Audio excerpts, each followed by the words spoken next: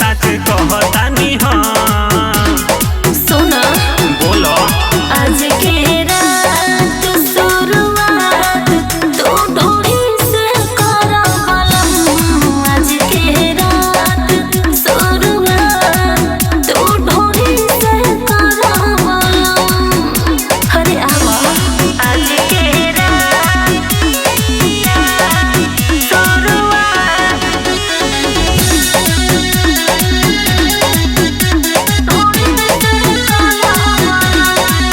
कहरई धन हट जवन मन कर देखे जवानी राजा जन तोहरा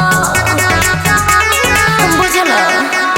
अरे तोरे खाती प्यार बानी हमहू बेहाल हो पलंग पर चल ना मन बाबे ताल हो होत बना इंतजार कबले आगे में जल अच्छा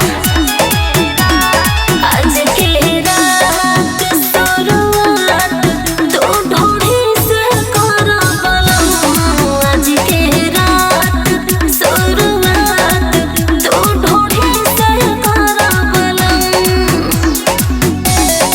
आज के रात